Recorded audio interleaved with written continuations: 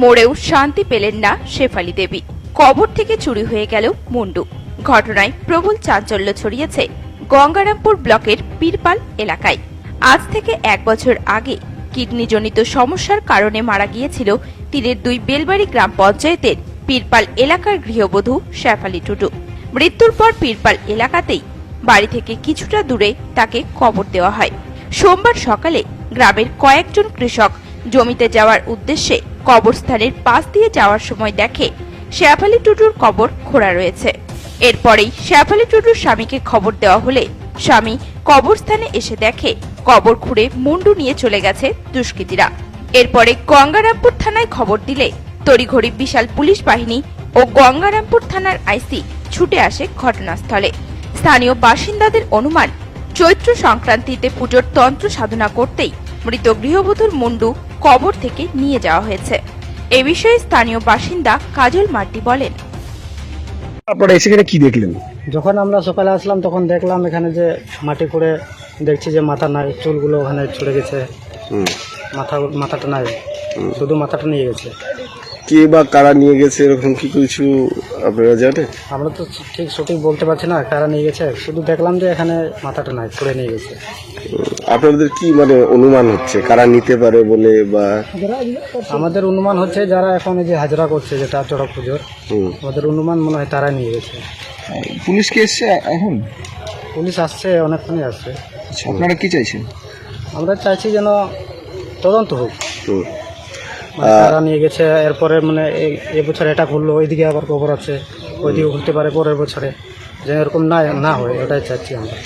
আর আপনাদের এই যে মৃতদেহের কবরটা যেটা আছে, এটা কার ছিল জানেন কি? এটা ছিল শেফালী টুডুর নামে একটা মহিলা। কতদিন আগে কবরটা দেওয়া হয়েছিল? এটা মোটামুটি 1 বছর। আচ্ছা, শেফালী টুডুর বাড়ি কোথায় ছিল? বাড়ি আমাদের গ্রাম ওইদিকে। যদিও মৃত গৃহবধূর স্বামী ইলিয়াস হাসদা জানিয়েছেন, এর আগের বছরও এই কবর খোঁড়ার চেষ্টা করেছে, কিন্তু সফল হয়নি। আমার বউ ওখানে পুতা ছিল, আজকে দেখতেছি আমি রান্না করতেছিলাম, তারপরে দিক থেকে একটা আমার ভাসতে গেল, ও বলছে যে কাকে কি তো খুঁড়ে নিয়েছে। কে খুললো, কে জানে কে খুললো না খুললো। তারপর চলে আসছে, হ্যাঁ সত্যিকারে খুঁড়ে কি নিয়ে আছে? মাথাটা নেই, বাক্সা ছিল, ওর উপরে কঠায় মাইয়া ছিল, বাঁশ দেওয়া ছিল চাপা, সব ভাঙাই টুড়াই নিয়ে চলে গেছে। কি মনে হচ্ছে কারা নিয়ে গেছে? কারা নিয়ে গেছে এখন তো হাজারা পার্টি গুলাই। আপনি কি থানাতে কমপ্লেন করবেন? আপনি কমপ্লেন তো অবশ্যই করবেন। কি চাইছেন? যাতে এরপরে যাতে এরকম যাতে না হয় কারো, আর ওদের শাস্তি দরকার।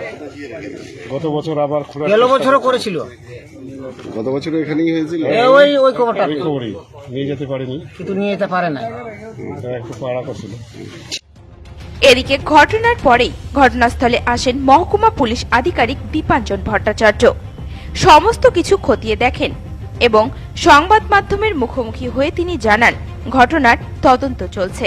পাশাপাশি এমন ঘটনা যাতে আর না ঘটে তার জন্য বাইক পেট্রোলিং এর ব্যবস্থা করা হয়েছে।